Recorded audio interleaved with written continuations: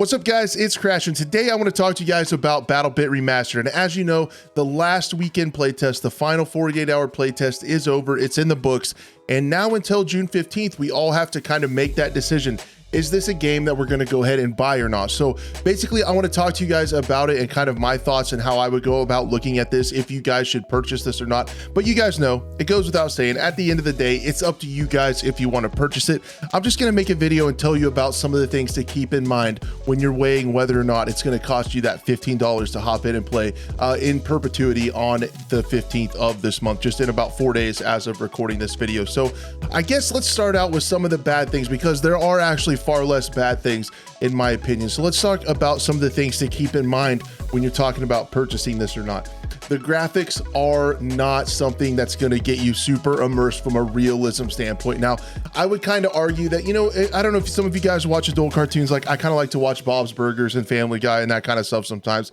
It's kind of got its own charm to it, its own kind of immersion, and kind of sets the stage in that world. I get a little bit of that from Battlebit Remastered, but if you are a Milsim Andy, if you like the immersion from super realistic stuff like Tarkov and things like that, this probably isn't going to do it for you from the realism standpoint. Now, that whole thing, I feel like that's the biggest thing people are keeping in mind is, you know, can they get over the Minecraft or the Roblox style graphics? But that's kind of where the negative side of that ends.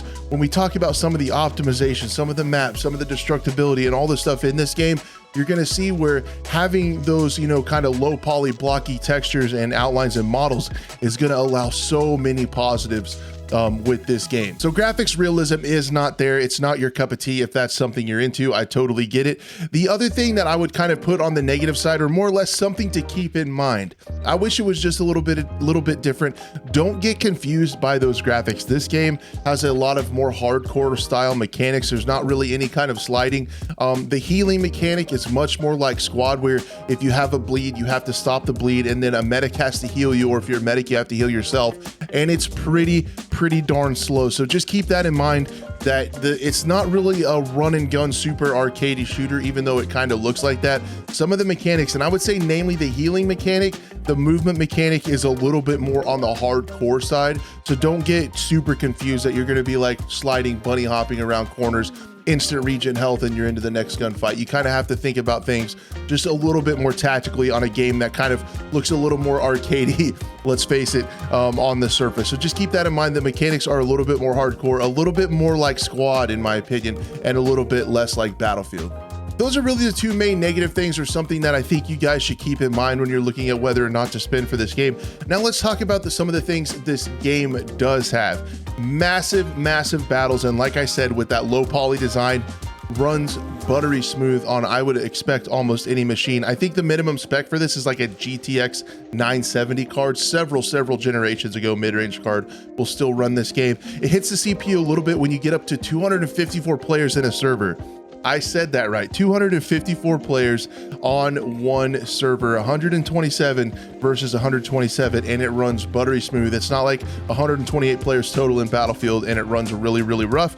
This actually runs smooth, but you also have 32 versus 32 and 64 versus 64. So you can kind of get, you know, the kind of how much mayhem you want to have. But when I was playing a 254 game over this last weekend, and just looking at that mini map and the massive amount of people moving around the map, and that's just the blueberries, it's actually pretty crazy, and it's kind of something to behold, and it runs really smooth. So that's pretty neat to be able to see something like that. You're not going to get that every day with more realistic looking shooters, to have that much chaos going on and have it run that smooth.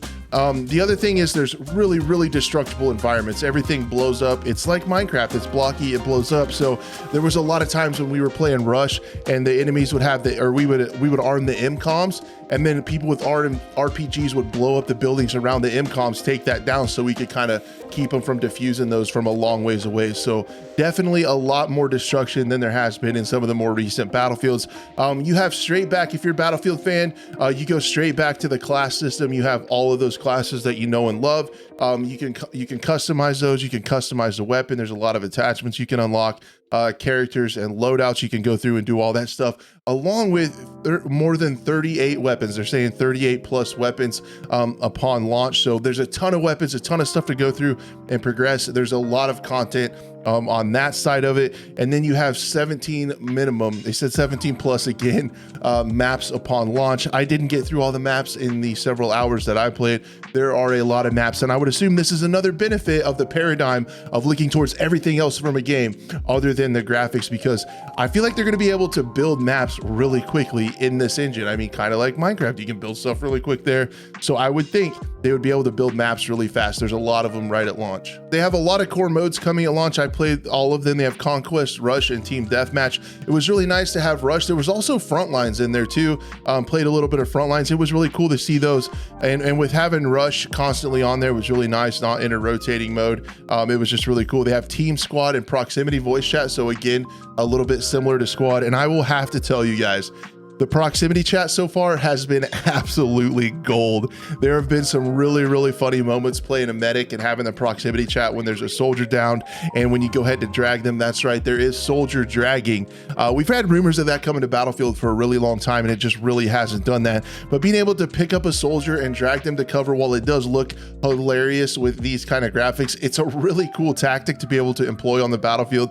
And some of the voice lines, some of the proximity chat that you hear from the blueberries when you're dragging them across the battlefield trying to heal them is absolute comedy gold. And just some super hectic medic matches like I've had in the 254 player servers, absolutely crazy. The other thing that's really neat is they do have vehicles in the game, and there's helicopter rappelling, so you can actually they can bring a helicopter and drop ropes, and you can actually rappel down from the helicopters. That's really cool.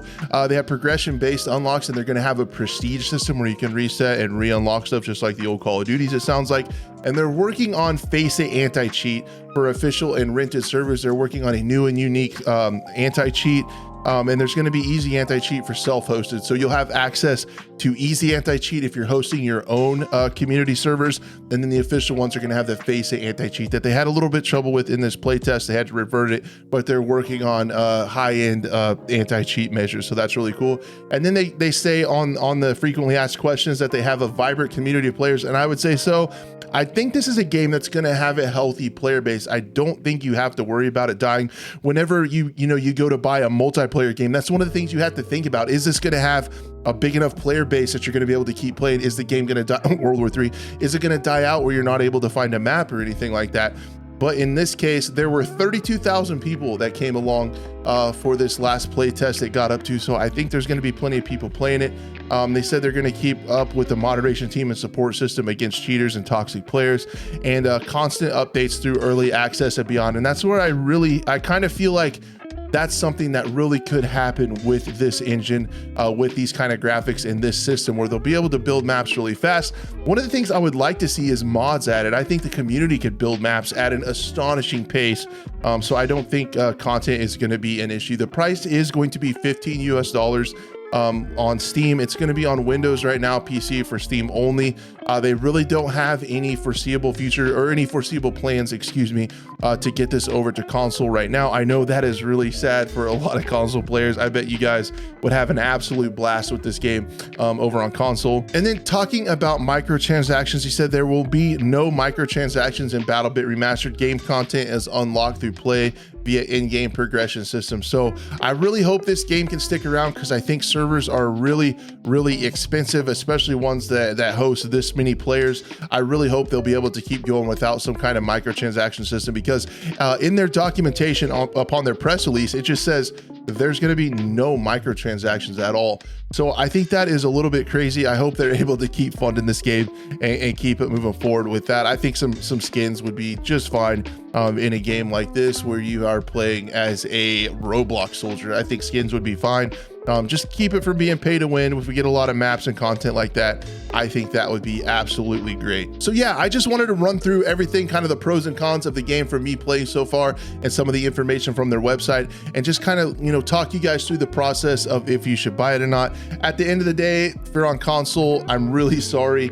If you are into games for visual immersion, it's probably not for you. If you're into pretty arcadey run and gun type stuff, it might not be for you. You have to play just a little bit slow.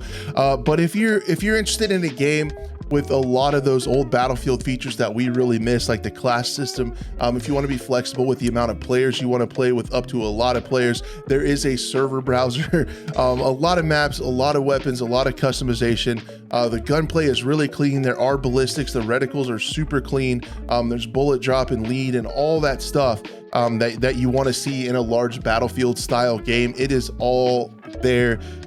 So if you guys are interested in it, if you're okay with the graphics, if you're okay with a little bit slower pace when it comes to the heal and the gunplay and the reloading, man, I think this is a buy. I think this is a purchase game.